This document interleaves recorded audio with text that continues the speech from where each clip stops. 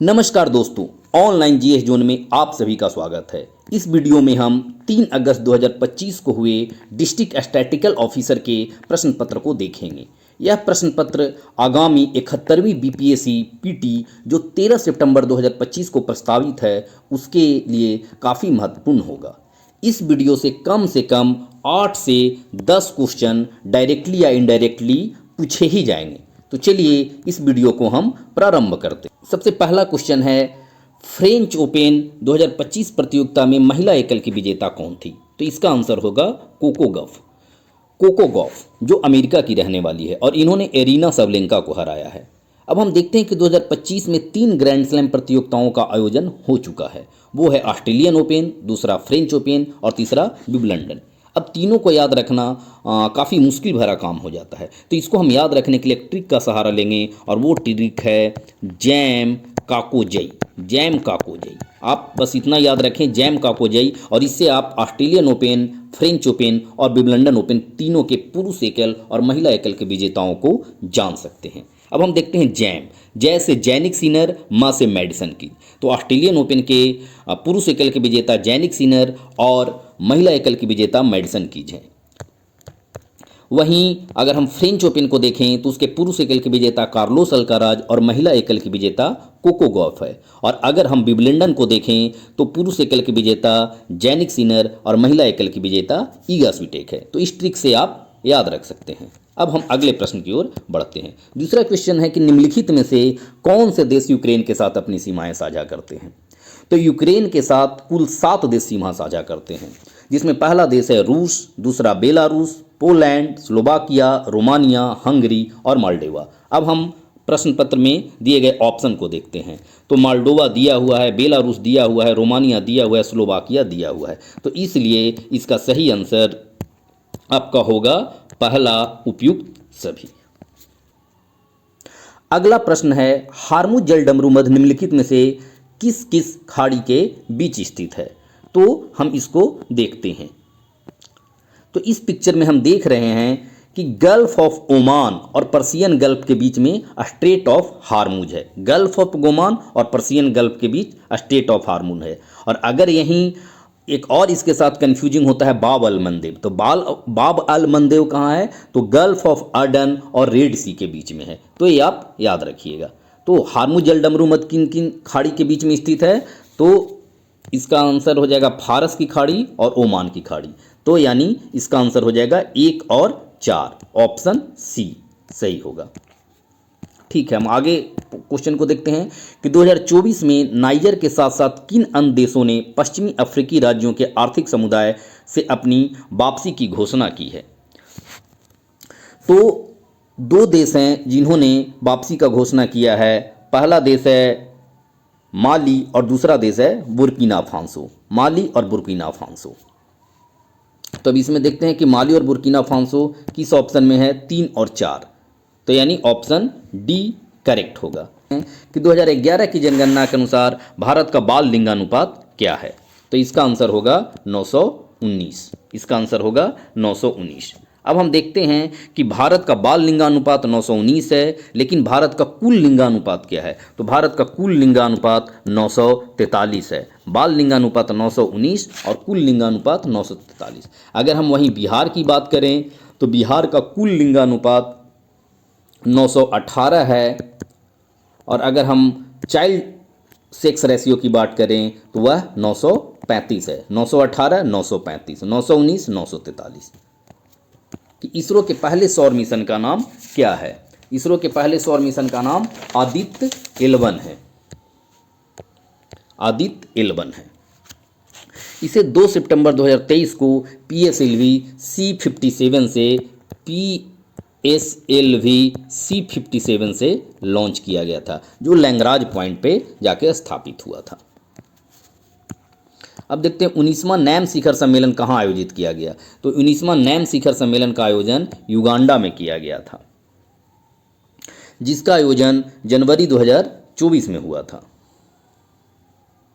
अगला प्रश्न है, किस देश ने फिलिस्तीन में इजराइल की कार्रवाई के खिलाफ अंतर्राष्ट्रीय न्यायालय में मामला दायर किया है और इसे नरसंहार बताया है? तो इसका आंसर हो जाएगा दक्षिण अफ्रीका। अगला प्रश्न है भारत का निकासी अभियान और संबंध देश। Operation Ganga, operation Kaveri, operation Ajay और ऑपरेशन देवी शक्ति। तो ऑपरेशन गंगा यूक्रेन से संबंधित था, ऑपरेशन गंगा यूक्रेन से, ऑपरेशन कावेरी सूडान से, ऑपरेशन अजय इजराइल से और ऑपरेशन देवी शक्ति अफगानिस्तान से। तो इसका आंसर हो जाएगा ए का 4, बी का 3, सी का 2 और डी का 1, यानी ऑप्शन डी सही है। कृत्रिम वर्षा के लिए सबसे अधिक किस रसायन का प्रयोग किया जाता है? तो कृत्रिम वर्षा के लिए सिल्वर आयोडाइड का प्रयोग किया जाता है। आप लोग याद रखेंगे कि पोटेशियम आयोडाइड का भी प्रयोग किया जाता है, लेकिन यहाँ केवल सिल्वर आयोडाइड है, तो हम सिल्वर आयोडाइड को ही आंसर टिक करेंगे। आगे बढ़ते हैं। किस कंपनी ने भारत की आकाशतीर वायु रक्षा प्रणाली विकसित की है? तो आकाशतीर वायु रक्षा प्रणाली डीआरडीओ के द्वारा विकसित किया गया है, लेकिन इसके लिए जिस कंपनी ने काम किया है वह है Bharat electronics limited. Bharat electronics limited, Bharat electronics limited. आगे बढ़ते हैं। कृत्रिम बुद्धिमत्ता का जनक किसे माना जाता है? तो कृत्रिम बुद्धिमत्ता का जनक जॉन मैकार्थी को माना जाता है। निम्नलिखित में से कौन सी धातु उन दुर्लभ मृदा धातुओं में से नहीं है जिनका उपयोग विद्युत और इलेक्ट्रॉनिक घटकों के निर्माण में किया जाता है? तो यहाँ ऑप्शन है रेडियम, स्कैंडियम, लैंथेनम और सीरियम। तो यहाँ ऑप्शन हो जाएगा रेडियम। रेयर अर्थ मेटल 17 धातुओं का समूह है, जिसमें 15 लैंथोनाइड्स हैं और 2 और हैं जिसका नाम स्कैंडियम और इरिट्रियम है। तो रेडियम चूंकि रेडियो एक्टिव मेटल है, इसलिए इसका आंसर रेडियम होगा। वंडर ड्रग ओजेम्पी का निर्माता नोवो नॉर्डिक किस देश की बहुराष्ट्रीय स्वास्थ्य सेवा कंपनी है? तो इसका आंसर हो जाएगा स्वीडन। इसका आंसर हो जाएगा स्वीडन। दिसंबर 2024 में किसे हराकर डी गुगेस सबसे कम उम्र के विश्व विजेता बने थे? तो इसका आंसर हो जाएगा डिंग लिरेन, जो चाइना के रहने वाले हैं, तो सिंधु जल संधि 1960 के बारे में निम्नलिखित में से कौन से कथन सही हैं? तो पहला है, यह संधि जवाहरलाल नेहरू और फील्ड मार्शल अयूब खान के बीच लाहौर में हस्ताक्षरित की गई थी। तो यह पहला ऑप्शन गलत है, क्योंकि इसका हस्ताक्षर लाहौर में नहीं बल्कि कराची में हुआ था। अब हम दूसरे ऑप्शन को देखते हैं कि इस संधि ने भारत को चिनाब, सिंधु और झेलम नदियों से जल विद्युत शक्ति उत्पन्न करने की अनुमति दी। तो यह ऑप्शन आपका सही है। अस्थाई सिंधु आयोग में भारत और पाकिस्तान के एक एक आयुक्त होंगे। तो यह ऑप्शन भी सही है। तो यानी 2 और 3 सही है। तो ए किस ऑप्शन में है? तो बी में है, 2 और 3। भारत के शुभांशु शुक्ला के साथ किन अन्य देशों के अंतरिक्ष यात्री 2025 में अंतर्राष्ट्रीय अंतरिक्ष स्टेशन जाने वाले एक्सियोम 4 मिशन का हिस्सा थे? तो इसमें संयुक्त राज्य अमेरिका, पोलैंड और हंगरी, ये तीनों देश के लोग थे भारत के साथ, नॉर्वे नहीं था। तो ऑप्शन इसमें क्या हो जाएगा? इसमें ऑप्शन हो जाएगा 1, 3 और 4, यानी ऑप्शन आपका डी सही हो जाएगा। अगले प्रश्न को हम देखते हैं कि अखिल भारतीय उच्च शिक्षा सर्वेक्षण 2021-22 की रिपोर्ट के अनुसार भारत में उच्च शिक्षा में नामांकित विदेशी छात्रों का सबसे अधिक संख्या किस देश से है? तो कुल भारत में 46,878 विदेशी छात्र हैं, जिसके 28% नेपाल से हैं और 6.7% बांग्लादेश से हैं। तो इसका ऑप्शन नेपाल हो जाएगा। राष्ट्रीय परिवार स्वास्थ्य सर्वेक्षण के रिपोर्ट के संदर्भ में निम्नलिखित में कौन से कथन सही हैं?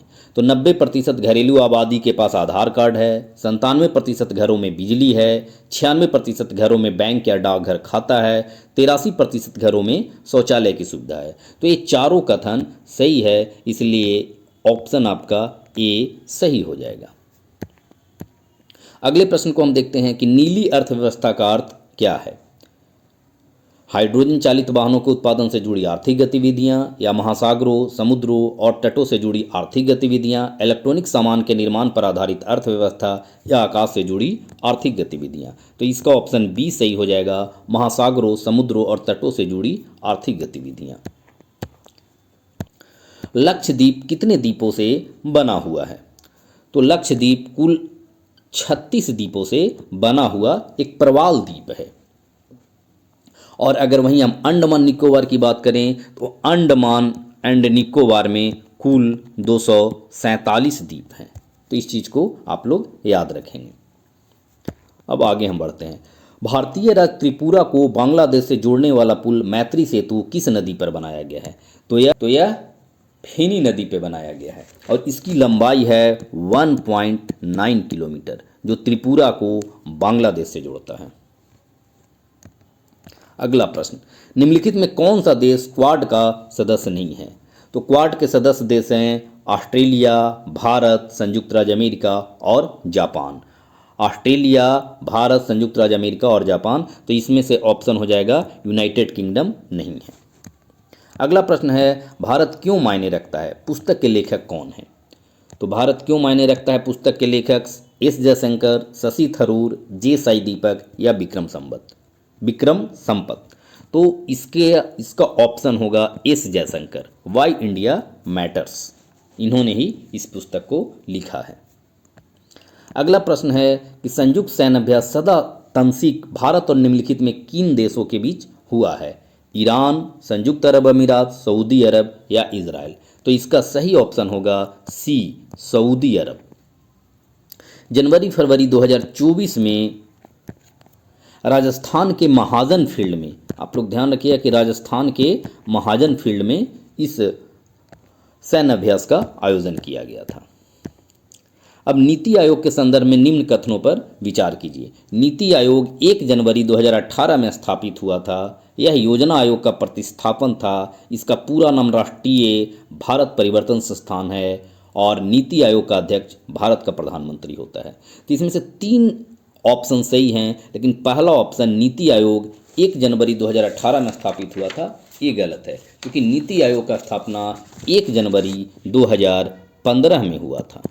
1 जनवरी 2015 में हुआ था। तो इसलिए आप इसमें से कौन से कथन सही हैं? तो इसमें कथन हो जाएंगे कथन 2, 3 और 4। निम्नलिखित में कौन सी नीति आयोग के कार्य हैं? तो आपको नीति आयोग के कार्य की ओर देखना है। तो पहला है ग्राम स्तर पर विश्वसनीय योजनाएं तैयार करना। दूसरा है कार्यक्रमों और पहलों के कार्यान्वयन के लिए प्रौद्योगिकी उन्नयन और क्षमता निर्माण पर ध्यान केंद्रित करना। और तीसरा है राष्ट्रीय और अंतर्राष्ट्रीय प्रबुद्ध मेडल के साथ साझेदारी करना। यहाँ पे एक्चुअली प्रबुद्ध मेडल नहीं होगा, ये प्रबुद्ध मंडल होगा, बुद्धिजीवी वर्ग के साथ साझेदारी करना।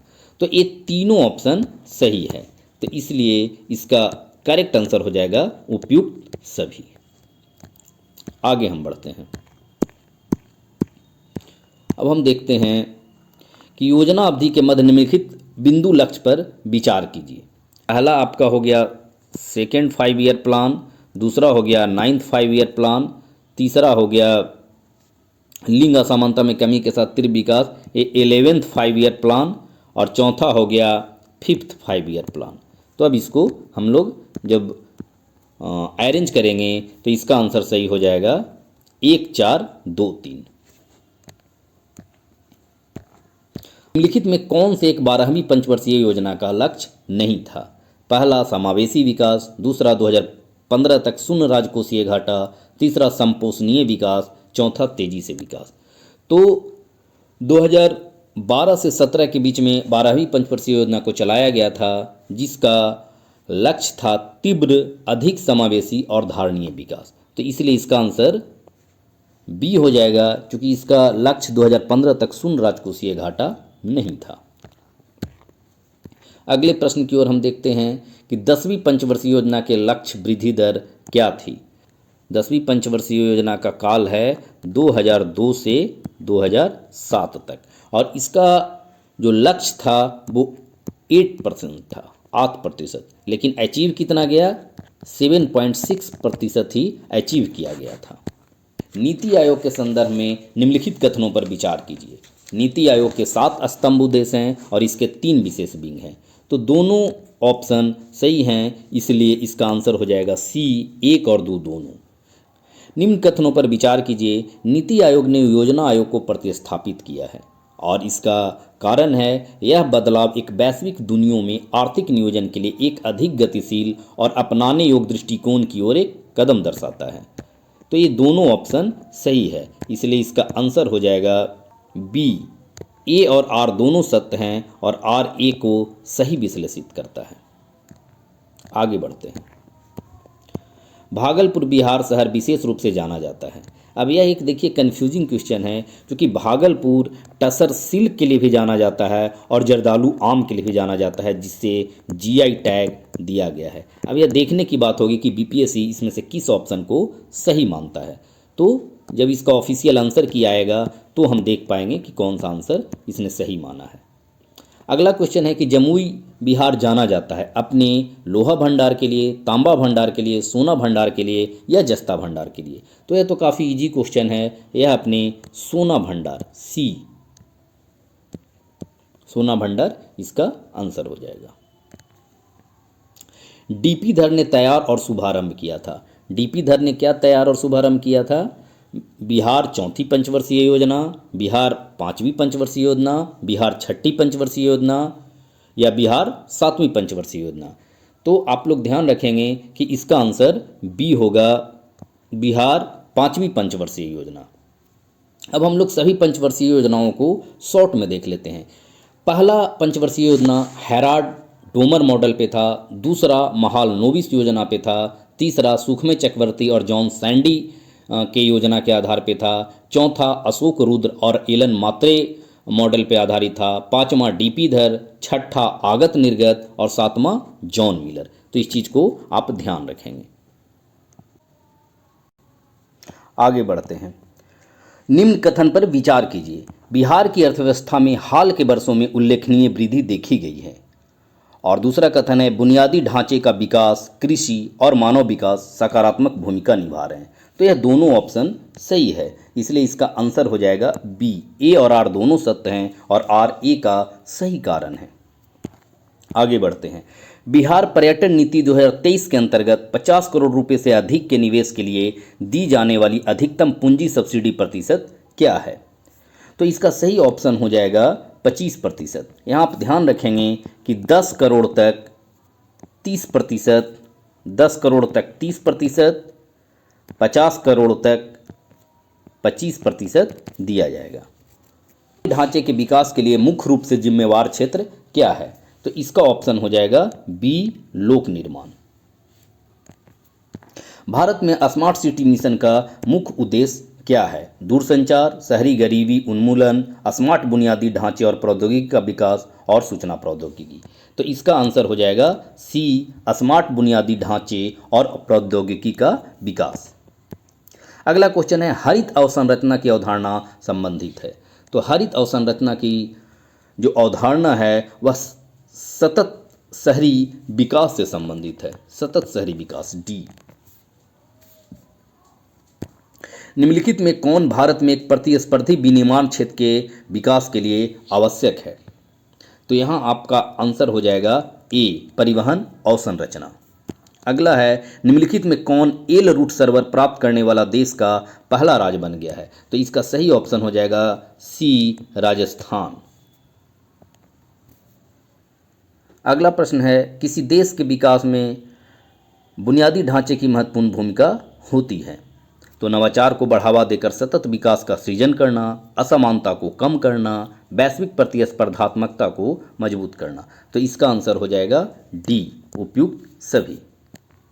अगला है डेटा सेंटर मुख्य रूप से कार्य करता है। एक यूजर इंटरफेस स्टूडियो, एक नेटवर्किंग साइट, एक सॉफ्टवेयर विकास केंद्र, डेटा भंडारण और प्रसंस्करण के लिए एक भौतिक सुविधा। तो इसका आंसर हो जाएगा डी। निम्नलिखित युग्मों पर विचार कीजिए। एक तरफ सीमा चिन्ह है और दूसरा तरफ प्रसिद्ध है। तो पहला है दिल्ली मेट्रो, भारत की पहली चालक रहित मेट्रो का उपयोग करने वाली मेट्रो है। तो यह सही है। दिसंबर 2020 में मैजेंटा लाइन पर दिल्ली मेट्रो में पहली चालक रहित मेट्रो का उपयोग किया गया था। दूसरा है बांद्रा वर्ली सी लिंक, भारत का सबसे लंबा समुद्री पुल। तो यह ऑप्शन आपका गलत है, क्योंकि भारत का सबसे लंबा समुद्री पुल अटल सेतु है। अटल सेतु है और इसकी लंबाई 21.8 किलोमीटर है। तो इसलिए ए ऑप्शन गलत है। एकता की मूर्ति दुनिया की सबसे ऊंची प्रतिमा है, तो यह सही है। और इस एकता की मूर्ति की टोटल ऊंचाई 182 मीटर है, 182 मीटर। तो इसमें से आंसर हो जाएगा केवल 2 युग्म से मिलित है। आगे देखते हैं, निम्नलिखित में से भारतीय वरीयता क्रम में सबसे नीचे कौन आता है? उप प्रधानमंत्री, भारत के मुख्य न्यायाधीश, किसी राज्य के राज्यपाल उसके अपने राज्य में, और पूर्व राष्ट्रपति। तो इसमें सबसे नीचे हो जाएंगे भारत के मुख्य न्यायाधीश। अब हम वरीयता क्रम को देख लेते हैं। पहले नंबर पे आते हैं राष्ट्रपति, दूसरे पे उपराष्ट्रपति, तीसरे पे प्रधानमंत्री, चौथे पे राज्यपाल अपने राज्यों में, पाँचवें पे पूर्व राष्ट्रपति और पाँचवां क में उप प्रधानमंत्री, छठे नंबर पे चीफ जस्टिस ऑफ इंडिया और लोकसभा के अध्यक्ष। तो इसी प्रश्न को पूछा गया था। अगला प्रश्न है, लोकसभा अध्यक्ष को हटाने के लिए किस प्रकार का बहुमत आवश्यक है? तो इसका आंसर हो जाएगा सी, प्रभावी बहुमत। और लोकसभा अध्यक्ष का वर्णन आर्टिकल 93 में है, आर्टिकल 93। आप लोग इसे याद रखेंगे। अगला है, निम्नलिखित में कौन सा कथन सही है? ध्यानाकर्षण प्रस्ताव एक भारतीय नवाचार है। ध्यानाकर्षण प्रस्ताव नियमावली में उल्लिखित नहीं है। तो पहला ऑप्शन सही है, लेकिन दूसरा गलत है, चूंकि इसका उल्लेख नियमावली में है। तो इसलिए इसका आंसर हो जाएगा केवल 1। अगला है, संसद की अनुमान समिति के संबंध में निम्नलिखित में से कौन से कथन सही है? अनुमान समिति का गठन जॉन मथाई समिति के सिफारिश पर किया गया था। और दूसरा है, इस समिति में राज्यसभा का कोई प्रतिनिधित्व नहीं होता है। तो दोनों सही है, फर्स्ट और सेकंड दोनों सही है, इसलिए इसका सही आंसर हो जाएगा सी, दोनों 1 और 2। और यह संसद की अनुमान समिति, इसे ही प्राक्कलन समिति के नाम से भी जाना जाता है, जो सबसे बड़ी संसदीय समिति होती है और लोकसभा से 30 सदस्य इसमें शामिल होते हैं। यहाँ ध्यान रखने की बात है कि राज्यसभा से एक भी सदस्य इसमें नहीं होते हैं। इसका कार्यकाल 1 वर्ष का होता है।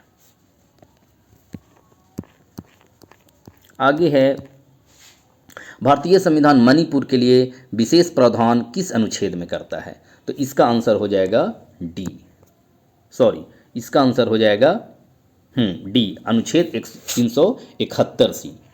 371 सी को 1972 में 27वें कॉन्स्टिट्यूशनल अमेंडमेंट के द्वारा लाया गया था। अब हम अगले दूसरे ऑप्शन को भी देख लेते हैं। 371 डी आंध्र प्रदेश के लिए है, 371 ए नागालैंड के लिए है, नागालैंड, और 371 बी असम राज्य के लिए विशेष प्रावधान करता है। 371 डी आंध्र प्रदेश, 371 ए नागालैंड, 371 बी असम और 371 सी मणिपुर। स्थानीय शासन से संबंधित निम्नलिखित समितियों का कालानुक्रमिक क्रम में व्यवस्थित करें। बलवंत मेहता समिति, जो 1957 में लाया गया था और 3 लेयर पंचायती राज का अनुमोदन किया था। दूसरा है GVK राव समिति, जिसे 1985 में आया था। इसने स्वायत्तता और जवाबदेही को ज़्यादा महत्व दिया था। तीसरा है अशोक मेहता समिति, जिसे 1977 में लाया गया था और इसने द्विस्तरीय पंचायत की सिफारिश की थी। तीसरा है थुंगन समिति, जो 1989 में आया था और जिसने पंचायतों को संवैधानिक मान्यता के बारे में सिफारिश की थी। तो अब हम देख लेते हैं कि इसका ऑप्शन कौन सा सही होगा। तो इसका ऑप्शन हो जाएगा ए, 1, 3, 2, 4। निम्नलिखित में कौन संविधान सभा के सदस्य नहीं थे? तो यहाँ ध्यान रखना है, अरुणा आसफ अली, सुचेता कृपलानी, विजया लक्ष्मी पंडित और राजकुमारी अमृता कौर। तो इसका सही आंसर हो जाएगा अरुणा आसफ अली। संविधान सभा में कुल 15 महिला सदस्य थे, लेकिन उसमें अरुणा आसफ अली शामिल नहीं थे। एक चीज़ और ध्यान रखिएगा कि संविधान सभा में कुल ST सदस्यों की संख्या 33 थी। आगे बढ़ते हैं। भारतीय संविधान ने राज्यसभा के सदस्यों के चुनाव से संबंधित प्रावधान किस स्रोत से ग्रहण किया है? तो इसका आंसर हो जाएगा दक्षिण अफ्रीकी संविधान, ऑप्शन डी। निम्नलिखित में कौन संविधान सभा के प्रारूप समिति के सदस्य नहीं थे? VT कृष्णमाचारी, सैयद मोहम्मद सादुल्ला, N गोपाल स्वामी अय्यर, अल्लादी कृष्ण स्वामी अय्यर। तो यहाँ पे हम देखेंगे कि भारतीय संविधान सभा के प्रारूप समिति में कुल 7 सदस्य थे और इसकी अध्यक्षता B.R. अम्बेडकर ने किया था। तो पहले सदस्य थे सैयद मोहम्मद सादुल्ला, दूसरे एन गोपाल स्वामी अयंगर, तीसरे अल्लादी कृष्ण स्वामी अय्यर, चौथा कन्हैया लाल मानिकलाल मुंशी, पांचवा एन माधवराव, छठा डीपी खेतान। डीपी खेतान के स्थान पे टी कृष्णमाचारी को लाया गया था। डीपी खेतान की मृत्यु होने के बाद टी कृष्णमाचारी को लाया गया था। यहाँ ऑप्शन में बीटी कृष्णमाचारी है, इसलिए यह ऑप्शन सही होगा, चूंकि ये संविधान सभा के सदस्य नहीं थे। अगला प्रश्न है, स्वतंत्र भारत की पहली कैबिनेट में वाणिज्य मंत्रालय किसके पास था? तो वाणिज्य मंत्रालय CH भाभा के पास था। अब हम और लोगों को देखते हैं। डॉक्टर जॉन मथाई, रेलवे और परिवहन मंत्रालय, डॉक्टर श्यामा प्रसाद मुखर्जी, उपयोग एवं आपूर्ति मंत्रालय, सरदार वल्लभ भाई पटेल, गृह सूचना और प्रसारण मंत्रालय। इस ऑप्शन के अलावे जो कुछ इंपॉर्टेंट है, जैसे शिक्षा अब्दुल कलाम आज़ाद के पास था, विधि B.R. अम्बेडकर के पास, श्रम जगजीवन राम के पास, और वहीं खाद्य एवं कृषि डॉक्टर राजेंद्र प्रसाद के पास।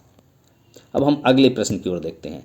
भारत में निवास कर रहे एक कनाडा के नागरिक के निम्नलिखित में किस अधिकार का दावा नहीं है? गिरफ्तारी और हिरासत के खिलाफ संरक्षण, कानून के समक्ष समानता, अभिव्यक्ति की स्वतंत्रता और धर्म की स्वतंत्रता। तो इसका सही आंसर हो जाएगा C, क्योंकि विदेशियों को कुल संविधान द्वारा प्रदान किए गए 6 मौलिक अधिकारों में अनुच्छेद 15, 16, 19, 29 और 30 नहीं प्राप्त है। तो अभिव्यक्ति की स्वतंत्रता आर्टिकल 19 में है, जो किसी भी विदेशी व्यक्ति को नहीं प्राप्त है। अब हम अगले प्रश्न को देखेंगे।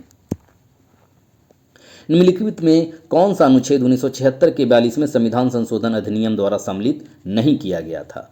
तो यहाँ पे ध्यान देना है कि 1976 के 42वें संविधान संशोधन अधिनियम द्वारा भाग 4 का, अनुच्छेद 51 का, अनुच्छेद 48 से, अनुच्छेद 43 से, अनुच्छेद 39 से, यानी अनुच्छेद 43 से को लाया गया था, अनुच्छेद 39 को लाया गया था। लेकिन यहाँ पे 2 ऑप्शन है, अनुच्छेद 38 और अनुच्छेद 39। ये मूल संविधान में भी था, तो ये दोनों ऑप्शन होगा। अब ये देखने की बात होगी कि बीपीएससी किस ऑप्शन के साथ जाता है या इस प्रश्न को डिलीट करता है।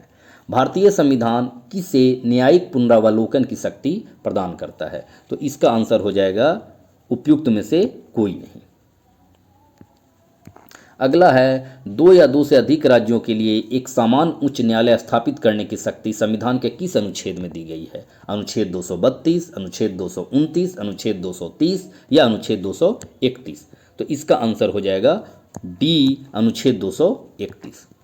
आगे है, निम्नलिखित में से किसे भारत के उपराष्ट्रपति पद के लिए निर्विरोध चुना गया था? तो इसका आंसर हो जाएगा मोहम्मद हिदायतुल्ला।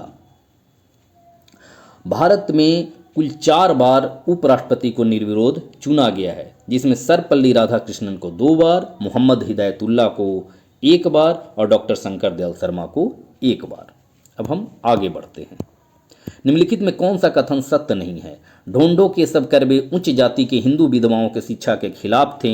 मद्रास थियोसॉफिकल सोसाइटी की एनी बेसेंट ने कहा कि प्राचीन समय में हिंदू महिलाएं शिक्षित थी और समाज में स्वतंत्र रूप से घूमती थी। अगला ऑप्शन है, उत्तर भारत के आर्य समाज ने स्त्री शिक्षा का पुरजोर समर्थन किया। और डी है, 1882 की हंटर आयोग रिपोर्ट ने लड़कों की तुलना में लड़कियों के स्कूलों के लिए अधिक उदार अनुदान सहायता और लड़कियों के लिए विशेष छात्रवृत्ति और पुरस्कार की सिफारिश की। तो इसमें बी, सी और डी तीनों सही है, लेकिन जो ऑप्शन ए है ये गलत है। ढोंढो के सब कर्वे उच्च जाति के हिंदी विधवाओं के शिक्षा के खिलाफ नहीं थे, बल्कि महिलाओं के शिक्षा और विधवाओं के शिक्षा के समर्थक थे। इसलिए ऑप्शन ए आपका सही हो जाएगा।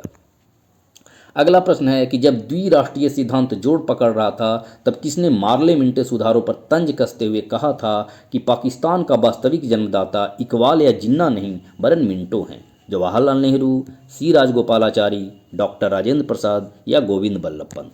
तो इसका आंसर हो जाएगा डॉक्टर राजेंद्र प्रसाद। आगे सूची 1 को सूची 2 से सुमेलित करना है।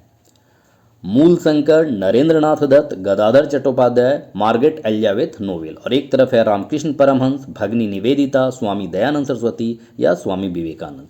तो यहाँ देखिएगा कि मूलशंकर स्वामी दयानंद सरस्वती का नाम था, नरेंद्रनाथ दत्त स्वामी विवेकानंद का नाम था, गदाधर चट्टोपाध्याय रामकृष्ण परमहंस का नाम था, और वहीं मार्गरेट एलिजाबेथ नोबेल भगिनी निवेदिता जो विवेकानंद की शिष्य थी उनका नाम था। तो इसलिए ऑप्शन यहाँ हो जाएगा ऑप्शन ए का तीसरा, बी का चौथा, सी का दूसरा और डी का पहला। आगे है स्पेनिश फ्लू सबसे पहले 1918 में भारत के किस शहर में पहुंचा था? तो इसका सही ऑप्शन हो जाएगा सी, बम्बई। आगे प्रश्न है सहमति आयु अधिनियम 1891 के संदर्भ में निम्नलिखित कथनों पर विचार कीजिए। यह बम्बई के एक पारसी सुधारक बहराम जी मालावारी थे जिन्होंने इसकी वकालत की थी। दूसरा, इस अधिनियम को बाल गंगाधर तिलक के नेतृत्व वाली गर्मपंथी शाखा का समर्थन प्राप्त था। तो पहला सही है लेकिन दूसरा गलत है, क्योंकि बाल गंगाधर तिलक ने इस अधिनियम का विरोध किया था। तो इसलिए आंसर आपका सही हो जाएगा केवल डी ऑप्शन, केवल 1। सहमति आयु अधिनियम 1891 के तहत लड़कियों की शादी की उम्र 12 वर्ष कर दी गई थी और उस समय वायसराय लैंसडाउन थे। भारतीय इतिहास के संदर्भ में निम्नलिखित कथनों पर विचार कीजिए। डचों ने गजपति शासकों द्वारा दी गई भूमि पर पूर्वी तट पर अपने कारखाने गोदाम स्थापित किए। तो यह गलत है, क्योंकि गजपति शासकों के पतन होने के बाद डचों का आगमन 17वीं शताब्दी में हुआ था। तो यह ऑप्शन गलत हो गया। अल्फांसो दी अल्बुकर्क ने बीजापुर सल्तनत से गोवा पर कब्जा किया था। तो यह सही है। अल्बुकर्क दूसरा पुर्तगाली वायसराय था जो 1509 में आया था और इसने 1510 में गोवा पर कब्जा किया था। तो यह सही है। और तीसरा है विजयनगरम साम्राज्य के एक प्रतिनिधि से पट्टे पर ली गई जमीन पर मद्रास में कारखाना स्थापित किया गया। तो ये भी सही है। यह घटना 1639 की है। तो इसलिए ये जो आंसर है आपका सही हो जाएगा ऑप्शन सी, केवल 2 और 3। आगे है निम्नलिखित में कौन सा नेता बिहार में चंपारण सत्याग्रह 1917 से प्रमुख रूप से जुड़ा था, जो भारतीय जन आंदोलनों में महात्मा गांधी की पहली सक्रिय भागीदारी थी? तो इसका ऑप्शन हो जाएगा अनुग्रह नारायण सिन्हा, राजेंद्र प्रसाद, जयप्रकाश नारायण या श्री कृष्ण सिन्हा। तो इसका सही आंसर है बी, राजेंद्र प्रसाद। आगे है निम्नलिखित में से किस घटना ने भारतीय राष्ट्रीय कांग्रेस द्वारा असहयोग आंदोलन को औपचारिक रूप से शुरुआत किया? तो इसका आंसर हो जाएगा कांग्रेस का नागपुर अधिवेशन 1920, जिसके अध्यक्ष CV राघवाचार्य थे।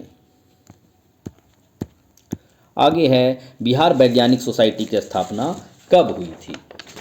ऑप्शन है 1793, 1868, 1785 या 1659। तो इसका सही आंसर हो जाएगा बी, 1868। बिहार वैज्ञानिक सोसाइटी की स्थापना सैयद इमदाद अली द्वारा मुजफ्फरपुर में 1868 में किया गया था। बिहार के जगदीशपुर में 1857 के भारतीय विद्रोह का नेता कौन थे? चितूर सिंह, कुंवर सिंह, देवी सिंह या कदम सिंह? तो इसका आंसर हो जाएगा बी, कुंवर सिंह। आगे है निम्नलिखित में कौन प्रारंभिक औपनिवेशिक शासन के दौरान साल्ट पीटर के निर्माण का सबसे महत्वपूर्ण केंद्र था? तो इसका आंसर हो जाएगा डी, बिहार। अस्थाई बंदोबस्त 1793 में लॉर्ड कॉर्नवालिस द्वारा कहाँ लागू किया गया था? बंगाल और बंबई, बंगाल और बिहार, बंगाल बिहार और उड़ीसा और बंगाल बिहार और मद्रास। तो इसका सही आंसर हो जाएगा ऑप्शन सी, बंगाल बिहार और उड़ीसा। इसके तहत 10/11 भाग अंग्रेजों का होता था, 1/11 भाग जमींदारों को होता था। 10/11 प्लस 1/11 ये जमींदारों का हिस्सा होता था। इसे सनसेट कानून भी बोला जाता था, सनसेट कानून। आगे है भागा जतिन के बारे में निम्नलिखित में कौन सा कथन सही है? यहाँ पे भागा नहीं होगा, बाघा जतिन इनका नाम था। ऑप्शन है उन्होंने बंगाल में खिलाफत आंदोलन शुरू किया, तो यह गलत है। उन्होंने 1928 में बारदोली सत्याग्रह का नेतृत्व किया, यह भी गलत है। वे जुवेंतर क्रांतिकारी समूह से जुड़े थे और 1915 में बालासोर में ब्रिटिश बलों से लड़ते हुए शहीद हुए, यह सही है। वे भारतीय राष्ट्रीय कांग्रेस के पहले भारतीय अध्यक्ष थे, यह भी गलत है। तो ऑप्शन सी सही है। आगे है, भारतीय राष्ट्रीय आंदोलन के दौरान बदरुद्दीन तैयब जी का कौन सा योगदान प्रमुख रूप से जाना जाता है। उन्होंने 1929 में लाहौर अधिवेशन की अध्यक्षता की, जहां पूर्ण स्वराज की घोषणा हुई थी, यह गलत है। वे फॉरवर्ड ब्लॉक के संस्थापक थे, यह भी गलत है। वे भारतीय राष्ट्रीय कांग्रेस के पहले मुस्लिम अध्यक्ष बने और हिंदी मुस्लिम एकता के लिए सक्रिय रूप से कार्य किया, यह ऑप्शन सही है। उन्होंने मुसलमानों की शिक्षा के उत्थान के लिए अलीगढ़ आंदोलन शुरू किया, यह भी गलत है। यहाँ यह ध्यान देना है कि बदरुद्दीन तैयब जी 1887 में जो कांग्रेस का अधिवेशन मद्रास में हुआ था, उसकी अध्यक्षता की थी, यह थर्ड अधिवेशन था। निम्नलिखित अकाल आयोगों को कालानुक्रमिक रूप से व्यवस्थित करें। मैकडोनाल्ड, अस्ट्रेची, लॉयल और कैंपबेल। तो मैकडोनाल्ड 1899 से 1900 के बीच बना था, अस्ट्रेची आयोग 1880 में, लॉयल 1896 से 97 में और वहीं कैंपबेल आयोग 1866 से 67 में। इसलिए आपका ऑप्शन डी सही हो जाएगा। हम आगे बढ़ते हैं। बलबन से कौन संबंधित नहीं था? पूंजी का हस्तांतरण, चहलगानी तुर्क, रक्त और लौह की नीति या मामलुक वंश। तो इसका ऑप्शन हो जाएगा पूंजी का हस्तांतरण। निम्नलिखित में किस अखबार ने नील विद्रोह के दौरान इंडिगो प्लांटर्स की कड़ी निंदा की और कृषकों के पक्ष का समर्थन किया? तो इसका Hindustan, Hurkaru, Hindu patriot, friend of India. तो इसका सही आंसर हो जाएगा हिंदू पैट्रियोट। इंडिगो नील विद्रोह जो था यह 1859 और 60 के वर्ष में बंगाल के नादिया जिले में हुआ था और इसके जो अग्रणी नेता थे वे थे दिगंबर विश्वास और विष्णु विश्वास। अगर वहीं पे हिंदी पैट्रियोट को देखा जाए तो इसके संस्थापक गिरीश चंद्र घोष थे और तत्कालीन समय जिस समय नील विद्रोह हुआ था उस समय संपादक हरीश चंद्र मुखर्जी थे। आगे बढ़ते हैं। भारतीय अर्थव्यवस्था पर किनके खुले पत्रों ने लॉर्ड कर्जन को इस कदर विवश किया कि ब्रिटिश भारतीय सरकार को इसका आधिकारिक खंडन प्रकाशित करना पड़ा और साथ ही सुधारात्मक आर्थिक कदम भी उठाने पड़े? लाला लाजपत राय, एमजी रानाडे, जीवी जोशी या आरसी दत्त? तो इसका आंसर हो जाएगा डी, आरसी दत्त। आगे है, निम्नलिखित में कौन सा सही मेल नहीं है? खुदाई खिदमतगार, आज़ाद मुस्लिम कॉन्फ्रेंस, खाकसार पार्टी, कृषक प्रजा पार्टी। उस तरफ है अब्दुल गफ़ार खान, अल्लाह बख्श, अल्लाम मशरिकी, अब्दुल हक। तो इसका आंसर हो जाएगा कृषक प्रजा पार्टी। कृषक प्रजा पार्टी की स्थापना फजलुल हक द्वारा किया गया था। बाकी सब सही है। आगे है, बख्तियार खिलजी ने 1902-3 में बंगाल पर आक्रमण करते हुए तिरहुत पर हमला किया, तो वहाँ के शासक राजा नरसिंह देव के लिए इसका क्या परिणाम था? उनका राज अस्थायी रूप से खिलजी द्वारा हड़प लिया गया, वे युद्ध में मारे गए, उन्हें बंदी बनाकर निर्वासित कर दिया गया या उन्हें कर देने पर सहमति जताई और उनका क्षेत्र उन्हें लौटा दिया गया? तो इसका सही आंसर होगा उन्होंने कर देने पर सहमति जताई और उनका क्षेत्र उन्हें लौटा दिया गया। आगे है, 1928 में आयोजित बिहार यूथ कॉन्फ्रेंस के दौरान बिहार यूथ लीग की स्थापना निम्नलिखित में किस स्थान पर हुई थी? मोतिहारी, आरा, मुजफ्फरपुर या पटना? तो इसका सही आंसर होगा मोतिहारी और इसकी स्थापना प्रोफेसर ज्ञान साहा के द्वारा किया गया था। आगे है, निम्नलिखित में कौन से नेताओं का युग 1922 में मुंगेर में किसान सभा के आयोजन के लिए जिम्मेदार था? मोहम्मद जुबैर और राजेंद्र प्रसाद, स्वामी सहजानंद सरस्वती और मोहम्मद जुबैर, श्री कृष्ण सिंह और मोहम्मद जुबैर, स्वामी सहजानंद सरस्वती और श्री कृष्ण सिंह? तो इसका सही आंसर हो जाएगा श्री कृष्ण सिंह और मोहम्मद जुबैर, ऑप्शन सी। वर्ष 1928-29 के दौरान बिहार प्रांतीय कांग्रेस समिति के अध्यक्ष कौन थे? राजेंद्र प्रसाद, अनुग्रह नारायण सिंह, श्री कृष्ण सिंह, ब्रज किशोर प्रसाद? तो इसका सही ऑप्शन हो जाएगा अनुग्रह नारायण सिंह, ऑप्शन बी। आगे, निम्नलिखित में किस अभिलेख में समुद्रगुप्त को परम भागवत कहा गया है? मेहरौली अभिलेख, इलाहाबाद स्तंभ लेख, ईरन स्तंभ लेख या भीतरी स्तंभ लेख?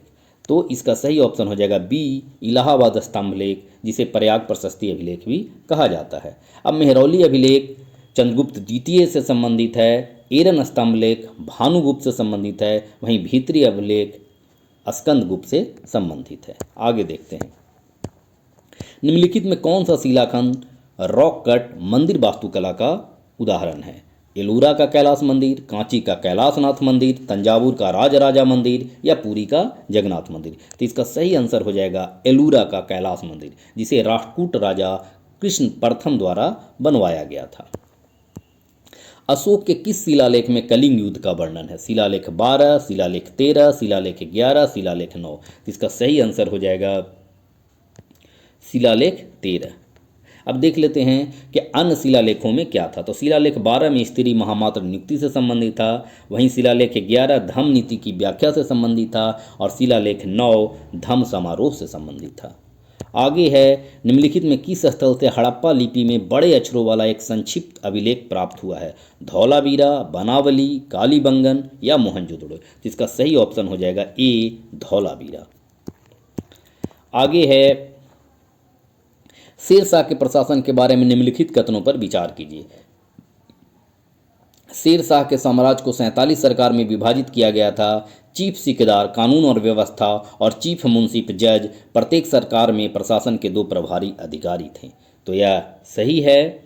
दूसरा, प्रत्येक सरकार को कई परगनों में विभाजित किया गया था। तो यह भी सही है। पहला जो ऑप्शन दिया गया है फर्स्ट और सेकंड दोनों सही है, इसलिए जो आपका आंसर हो जाएगा ऑप्शन डी। ऑप्शन डी में फर्स्ट और सेकंड दोनों है। उस समय सूबों को सरकार में, सरकार को परगना में विभाजित किया गया था और प्रशासन की सबसे छोटी इकाई ग्राम होता था। आगे है, निम्नलिखित में कौन सा विकल्प मुगल मनसबदारी प्रथा के बारे में सही नहीं है? उन्हें सशस्त्र या मशरूत मनसब दिया जा सकता था। तो औरंगजेब के समय में ऐसा किया जाता था। उन्हें नकद के साथ साथ जागीरें भी दी जाती थी। तो यह भी सही है। और तीसरा, उन्हें सशस्त्र बल बनाए रखने होते थे। यह भी सही है। उन्हें स्थानांतरित नहीं किया जा सकता था। यह गलत है। यह गलत है, इसलिए ये ऑप्शन आपका सही होगा, क्योंकि इसे स्थानांतरित किया जा सकता था और मनसबदारी प्रथा का प्रारंभ अकबर के द्वारा किया गया था। इसे आप लोग याद रखेंगे। मुगल काल में निम्नलिखित में कौन शाही परिवार की आवश्यकताओं की पूर्ति करता था? मीर बख्शी, दीवान खालसा, वकील मुतलक या मीर समा? तो यहाँ आप लोग ध्यान रखिएगा कि इसका ऑप्शन जो सही हो जाएगा वो हो जाएगा डी मीर समा या मीर सामान। मीर बख्शी सेना से संबंधित था और वकील मुतलक सम्राट के बाद सबसे महत्वपूर्ण अधिकारी था। आगे है, सूची 1 को सूची 2 से मिलाना है, जिसमें दूध सागर, बरकाकाना, खंडाधर, पलानी और एक तरफ है कर्नाटक, उड़ीसा, हिमाचल प्रदेश और गोवा।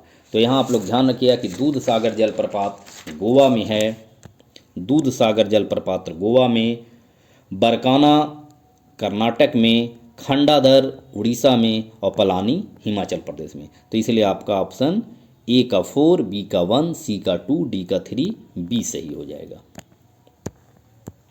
विश्व के किस क्षेत्र में अपक्षालन की प्रक्रिया बड़ी तीव्र होती है? मध्य अक्षांशीय प्रदेशों में, आर्द्र उष्णकटिबंधीय क्षेत्रों में, शीतकटिबंधीय क्षेत्रों में या शुष्क उष्णकटिबंधीय क्षेत्रों में? तो इसका ऑप्शन बी आर्द्र उष्णकटिबंधीय सही ऑप्शन होगा।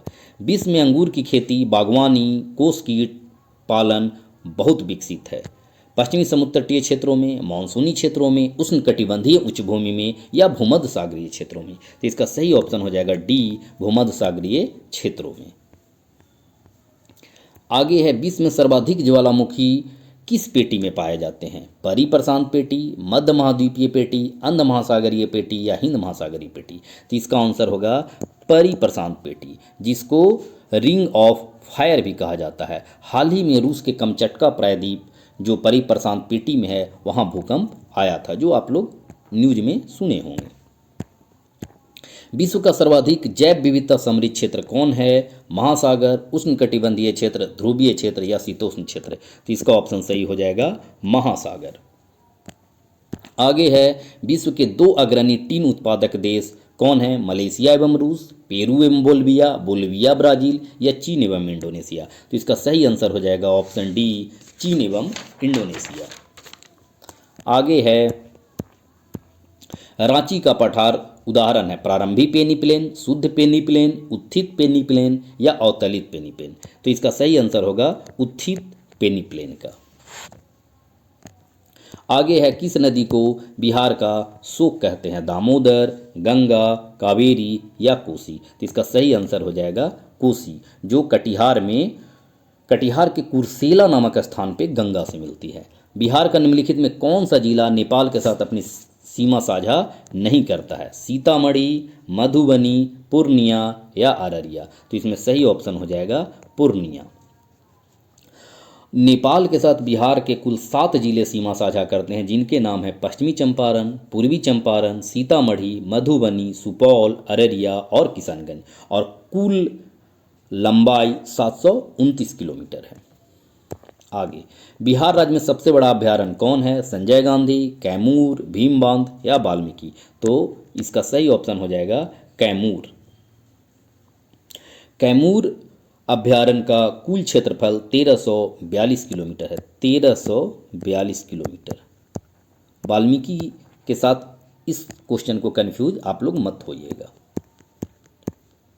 भीमबांध वन्यजीव अभ्यारण्य कहाँ स्थित है, सरन, मुंगेर, पश्चिमी चंपारण या पूर्वी चंपारण। तो इसका ऑप्शन सही होगा बी, मुंगेर। आगे है बिहार की मुख्य नदी प्रणाली कौन सी है, दामोदर, कोसी, गंगा या गंडक। तो ये बहुत इजी क्वेश्चन है, गंगा मुख्य नदी है, बाकी इसके सहायक नदी हैं। निम्नलिखित में किस जिले से गंगा नदी बिहार में प्रवेश करती है, तो बिहार में प्रवेश बक्सर, गोपालगंज, सिवान या रोहतास। तो ये इजी क्वेश्चन ये भी है, बक्सर। और बिहार के कुल 12 जिले गंगा के किनारे अवस्थित हैं। गंगा की सबसे ज़्यादा लंबाई बिहार के भागलपुर में है। भारत में निम्नलिखित में कौन कोयला उत्पादन से संबंधित नहीं है, कर्णपुरा, गिरिडीह, बोकारो या बैलाडीला। तो इसका सही आंसर हो जाएगा बैलाडीला, ऑप्शन डी, क्योंकि बैलाडीला एक लौह उत्पादक जगह है जो छत्तीसगढ़ में है। निम्नलिखित नदियों में कौन महान हिमालय के उत्तर में उत्पन्न होता है, सतलज, रावी, झेलम या चेनाब। तो इसका सही ऑप्शन हो जाएगा सतलज। कोपेन के जलवायु वर्गीकरण के अनुसार निम्नलिखित जलवायु प्रकारों में कौन सी भारत में पाई जाती है, CF, AF, AM या DS। तो इसका सही आंसर हो जाएगा ऑप्शन बी, AF, जहां उच्च वर्षा और उच्च तापमान पाया जाता है। हिमालय के किस श्रृंखला का निर्माण सबसे बाद में हुआ है, जास्कर, महान हिमालय, मध्य हिमालय या शिवालिक। तो हम लोग जानते हैं कि शिवालिक, जिसकी कुछ हिस्से पश्चिमी चंपारण में भी पाए जाते हैं। अब निम्नलिखित का मिलान कीजिए तथा नीचे दिए गए कूट का उपयोग करके सही उत्तर चुनिए। गंगा, यमुना, कृष्णा, महानदी, एक तरफ है चंबल, भीमा, कोसी और शिवनाथ। तो गंगा की सहायक है कोसी, यमुना की सहायक है चंबल, कृष्णा की सहायक है भीमा और महानदी की सहायक है शिवनाथ। तो इसलिए आपका ऑप्शन सही हो जाएगा बी, ए का 3, बी का 1, सी का 2, डी का 4। कौन सी नदी अरब सागर में मिलती है, यमुना, महानदी, गोदावरी या नर्मदा। तो यह काफ़ी आसान है, नर्मदा। नर्मदा के साथ ताप्ती, साबरमती, ये सब नदियाँ भी अरब सागर में गिरती है। और नर्मदा अमरकंटक की पहाड़ियों से निकलती है, जहाँ से सोन और महानदी का भी उद्गम होता है। टोडा जनजाति किस राज्य में पाई जाती है, तमिलनाडु, झारखंड, मध्य प्रदेश या राजस्थान। तो इसका सही ऑप्शन होगा ए, तमिलनाडु। भारत में सबसे बड़ी जनजाति भील है, उसके बाद गोंड है और उसके बाद संथाल है। इसको आप बीजीएस ट्रिक से याद रख सकते हैं। 3 बड़ी जनजाति, भील, गोंड या संथाल। किसके द्वारा लोहे को गैल्वेनाइज किया जाता है, सीसा, जिंक, कॉपर या चांदी। तो इसका सही आंसर हो जाएगा जिंक, ऑप्शन बी। माचिस की तिल्ली के टिप पर क्या लगा होता है, फास्फोरस पेंटाऑक्साइड, सफ़ेद फास्फोरस, लाल फास्फोरस, फास्फोरस ट्राइक्लोराइड। तो इसका सही आंसर हो जाएगा ऑप्शन सी, लाल फास्फोरस। शाही जल जिसमें प्लेटिनियम और सोने की गलाने की क्षमता होती है, बना होता है एक मिश्रण से, वो है, आप लोग जानते हैं कि इसे एक्वाराजिया या अम्लराज कहा जाता है। और इसका सही ऑप्शन हो जाएगा ऑप्शन बी, 1 और 3, HNO3 1 अनुपात और HCl 3 अनुपात। आप इसको कन्फ्यूजन को दूर करने के लिए HCl 3 वर्ड से बना है, तो इसका अनुपात 3 होगा, इस चीज़ को याद रख सकते हैं। कोयले के किस किस्म से यह पहचाना जा सकता है कि इसका निर्माण किस पौधे से हुआ है? पीट, बिटुमिनस, लिग्नाइट या एंथ्रोसाइट? तो इसका ऑप्शन होगा पीट। यह सबसे खराब कोटि का या निम्न कोटि का कोयला होता है और एंथ्रोसाइट सबसे उच्च कोटि का कोयला होता है जिसमें कार्बन प्रतिशत सबसे ज़्यादा होता है। वायुमंडल में ग्रीन हाउस प्रभाव के लिए कौन सबसे अधिक योगदान करता है? Nitrous oxide, carbon dioxide, carbon monoxide या सल्फर डाइऑक्साइड? तो इसका सही ऑप्शन होगा ऑप्शन बी, कार्बन डाइऑक्साइड। आगे है नेक्टोन समुद्री पारिस्थितिकी तंत्र की खाद्य श्रृंखला के सर्वोच्च परभक्षी है। निम्नलिखित में कौन नेक्टोन श्रेणी में नहीं है? लोबस्टर्स, जेलीफिश, शार्क या कटलफिश? तो इसका सही ऑप्शन होगा जेलीफिश। डीएनए एवं आरएनए में निम्नलिखित में कौन सा तत्व नहीं मिलता है? फास्फोरस, ऑक्सीजन, नाइट्रोजन या सल्फर? तो इसका सही ऑप्शन हो जाएगा सल्फर। डीएनए और आरएनए में कार्बन, हाइड्रोजन, ऑक्सीजन, नाइट्रोजन और फास्फोरस होता है, सल्फर नहीं होता है। पारिस्थितिकी तंत्र में 10% ऊर्जा का परिवहन सिद्धांत किसने प्रतिपादित किया था? वेंटॉप, लिंडमैन, कार्ल मोबियस या टेंसले? तो इसका सही ऑप्शन होगा लिंडमैन। आगे है बॉम्बे नेचुरल हिस्ट्री सोसाइटी द्वारा त्रैमासिक पत्रिका हॉर्नबिल प्रकाशित की जाती है जिससे अध्ययन किया जाता है फसलों के पैदा करने के तरीके, आदिवासियों का, वन्य जीव एवं वातावरण का, समुद्री किनारे के जीव जंतुओं के अनुकूलन और व्यवहार का। तो इसका सही ऑप्शन हो जाएगा वन्य जीव एवं वातावरण। भारत में कितने बायोडाइवर्सिटी हॉटस्पॉट हैं? 16, 4, 8 या 12? तो इसका सही आंसर हो जाएगा 4, जिसमें पश्चिमी घाट, अंडमान निकोबार, भारत बर्मा क्षेत्र ये सब शामिल हैं। आगे है लंबवत तरंगे किस से नहीं गुजर सकती है? निर्वात, गैस, द्रव या ठोस? तो इसका सही ऑप्शन हो जाएगा ऑप्शन ए, निर्वात। निर्वात से नहीं गुजर सकती है। मानव जीवाश्म की उम्र निर्धारण में कौन सी विधि काम में लाई जाती है? रेडियो कार्बन डेटिंग, मृदा की पानी की मात्रा, मृदा की मुलायमता या मृदा के घनत्व निर्धारण? तो इसका सही ऑप्शन हो जाएगा option A, radio carbon dating. आगे है यदि एक चालू फ्रिज के दरवाजे को किसी कमरे में खुला छोड़ दिया जाए तो कमरे का ताप पहले बढ़ेगा और बाद में कम होगा, कमरे का तापमान बढ़ जाएगा, कमरे का तापमान घट जाएगा या कमरे के ताप पे कोई प्रभाव नहीं पड़ेगा? तो इसका सही ऑप्शन होगा कमरे का तापमान बढ़ जाएगा।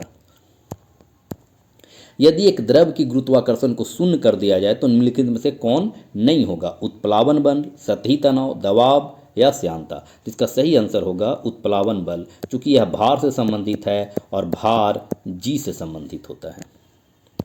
सर्दियों में एक कंबल के बजाय 2 कंबल उपयोग में लाकर शरीर को गर्म रखते हैं, ऐसा क्यों? तो इसके जो दिए गए ऑप्शन हैं उसमें से ऑप्शन सी सही होगा। 2 कंबल वायु का आवरण पैदा कर देते हैं जो ठंडी हवा को अंदर घुसने से रोकता है। आगे है बहुत पुराने दस्तावेजों की लिखावट को पढ़ने के लिए कौन सी किरण काम में लाई जाती है? तो इसका सही ऑप्शन हो जाएगा ऑप्शन ए, इंफ्रारेड किरण। इसके अलावा अल्ट्रावायलेट रेज का भी यूज किया जाता है।